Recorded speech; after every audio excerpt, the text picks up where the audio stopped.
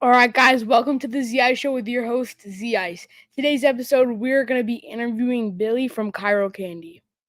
Uh, Hi, Billy. Tell me a little bit about yourself. Hey Z, how are you?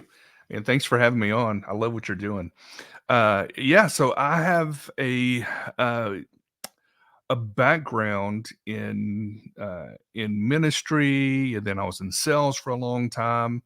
I actually sold rare coins, gold, silver, platinum, stuff like that. I did that for a lot of years.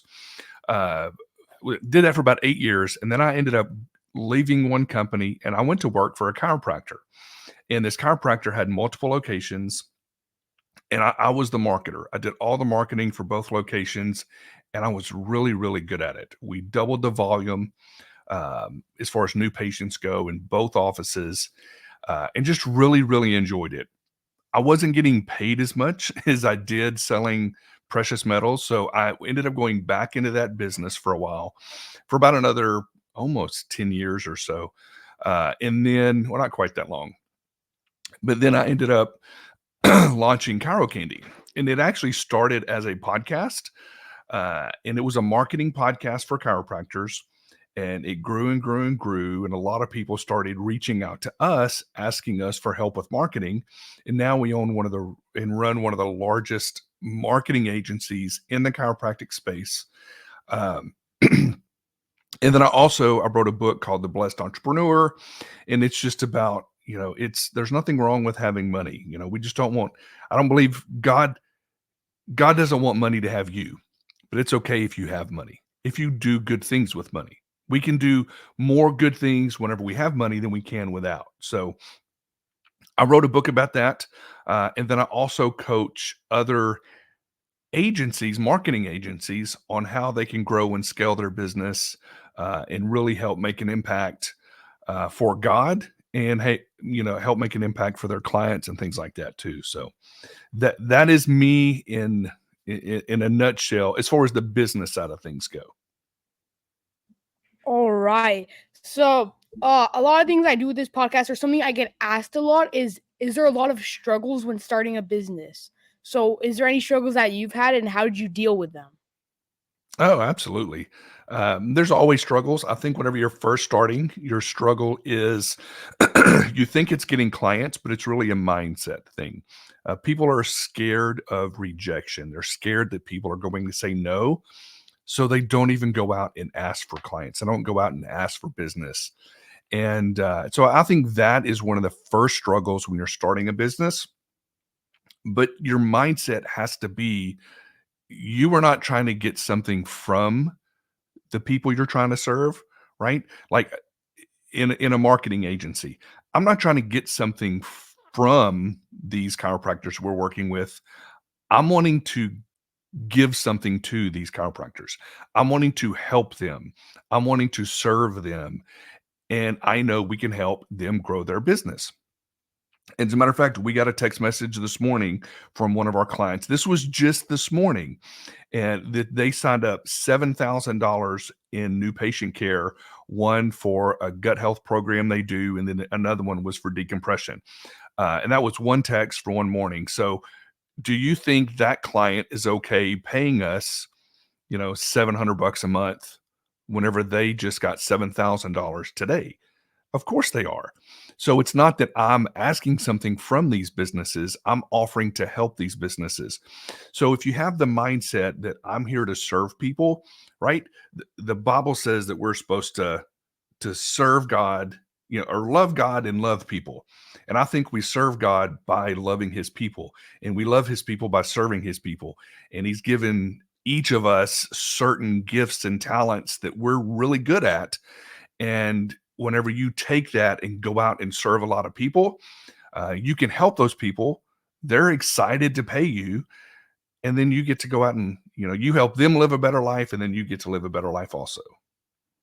But that's one of the biggest struggles when you're first starting, is having the proper mindset to go out and be okay if some people say no. You're not looking for they're not all going to say yes. People are going to say no. So go out and find the ones that are going to say yes. Yeah. So, that's awesome. And in the past few weeks, I've been sharing with my listeners how like a lot of people want to start their businesses, but they don't know what to get into, like what businesses or niches that they want to get into. So, what advice do you have for starting a business? Well, in my book, I think yeah, I've got a copy right here. In this book, it's called The Blessed Entrepreneur. One of the things that I talk about, well, the second half of the book, the first half of the book is really on kind of what I talked about a second ago, developing that proper mindset that it is okay for you to go out and be successful. Uh, but the second half of the book, I lay out what I call the 5 Ps. And in there, I'll give you a brief recap really quick, or rundown on what they are. The first one is you have to figure out what problem do you want to solve, because all businesses solve a problem. That business might be entertainment, or it might be, a restaurant business. We just had some people that left. They come every Thursday. They were here cleaning the house. That's a problem that they're solving for us, right? We're busy. I would rather pay somebody to clean my house than me take the time to do it. My time is more valuable spent doing something else. So they're solving a problem. Marketing is that's the problem that we solve at ChiroCandy. And so it's first off figuring out what problem it is that you want to solve. And then you have to have a product that you're going to use to solve that problem, right? So let's say house cleaning. Okay, are you cleaning the inside of the house or the outside of the house? Then what product are you going to use? Like what tools and stuff do you need to, or what services and packages are you going to be offering? So you have a problem, then you need a product that you're going to use to solve that problem. And then after that, you need a plan. How are you going to go out and get business? How are you going to grow your business? This is where a lot of what we call SOPs, or systems and processes, and how you do things. You got to kind of get that stuff in line. So problem, product, plan, and then you need proof, right? You need a couple of good case studies. So when we're working with, let's say, a marketing agency, somebody's just getting started with a marketing agency, we tell them to go out and find somebody that you can offer your services for free for. Not free forever, but maybe you offer to do marketing for them for a month or so, and you don't charge them anything because you need proof, right? You need a case study. So you go out, you get a case study, you get some proof, and maybe it's not for free. Maybe you just do it at a discount. But once you have some case studies that you can use, now the fifth P is promote. So there's so many problems out there that people can solve and people will pay you for. Uh, I love marketing because I love helping businesses. And the way I like to think about it is when a business, you know, if a business is going out of business, it literally hurts my heart, because I know that there was a day when that business owner was so excited about opening their business, right? They couldn't sleep. So excited. They're going to finally go out and do their thing. And then for whatever reason, years later, or maybe months later, however long it is, they're going out of business. And if they offer a good product or service, the only reason they're going out of business is marketing. Not enough people know about their product or service. So let's say a chiropractor, for example. A chiropractor can be great at adjusting and great at chiropractic. And maybe some of their patients are going to go out and tell some people, that's good. But if they're struggling in business, it's because not enough people know what it is that they do and how they do it and why they do it. So, um, if a business is going out of business, it's because of that. They're not getting their message in front of the right people. And so they may have a good product or service, but now they're going out of business because nobody knows about it. So that's where we come in, right? That's a problem that we solve, is we help get that message to the right people. And so that's just one thing that you can do. I like to think of things that you're good at, and one that you really, really enjoy. Like, what's something that you're just really passionate about? In that niche, where is there problems? One of the things I talk about in the book is if you want to make money, solve problems. If you want to make good money, solve expensive problems. If you want to make great money, solve expensive problems for wealthy people. And that's all business is. It's solving problems. So you want to find something that one, you're good at, that you know that you can get good results for your clients for. Um, and then they also have to be willing to pay for those services or pay for that product, whatever it is. Yeah, it's funny. I was just watching an interview the other day, and they were talking about why Disney, since Disney is known so well, why they still use advertising, and it was really interesting. Um, but and a lot of people start off businesses because they have a vision or they have a mentor or some inspiration. So, what advice would you give to like the future generation of entrepreneurs? Like someone, if you were someone to look up to, what advice would you give? Because I know you are a mentor to many people. I think it goes back to what I was talking about just a minute ago is you want to get good at something. Now, personally, I never went to college. My wife went to college. She's actually a nurse by education and by trade.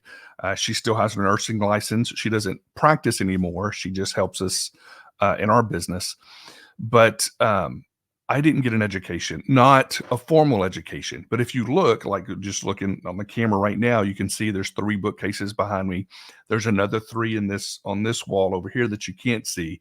There's 3 more in my bedroom. I'm an avid reader. So I did get an education. It was just more of a self-education, right? I just bought the books and learned and did certain things. And I read these books on things that were important to me, like marketing and psychology and why people do what they do and sales. And all of that fits in helping businesses grow, right? That was just one of the things, was kind of the common denominator. So I think, you don't have to um starting a business doesn't have to be extremely difficult.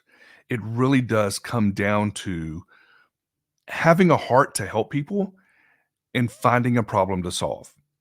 There are people that will gladly pay you to solve their problems. And sometimes the problems are big, right? If you're a heart surgeon, that's a big problem. And people will pay you a lot of money to fix their heart so they don't die, right? That's a massive problem. And then you have small problems.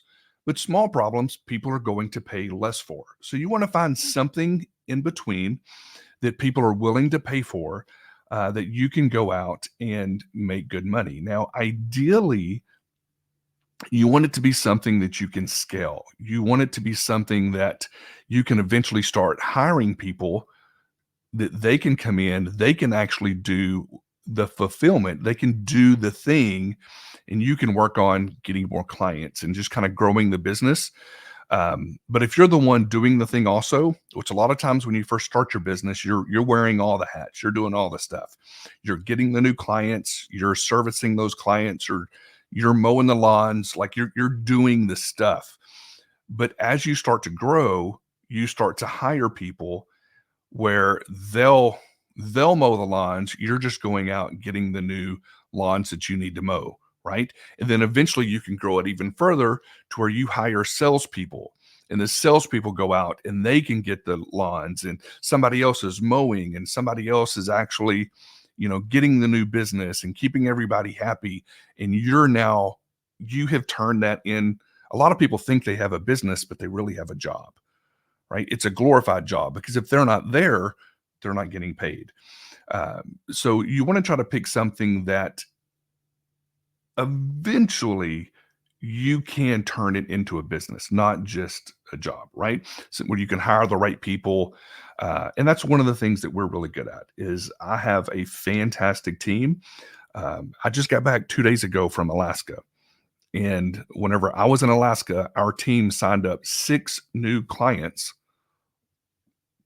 and I wasn't working. I did a little bit of work on the boat. We were actually on a cruise, and we did have internet, and I was able to get on a couple of meetings and do a few things. But for the most part, our team does everything, right? It's not a job. We've truly built a business. So find a problem that you can solve. and then kind of have the foresight to, if I solve this problem, am I going to be able to put people in place eventually where it's not me having to do all the work? Yeah. Oh, that's awesome. And I know like writing books, and I would definitely put the link to your book in the description. Um, so what is like one book that like inspired you, that helped you have a vision to do what you do? There's been a bunch, but I have to say one of the top ones. I mean, everybody wants to say the Bible, and I don't want to discredit that at all. But as far as just a regular book, I would say the book Think and Grow Rich. It's sold tens of millions of copies, and there's a lot of successful people out there that reference that book.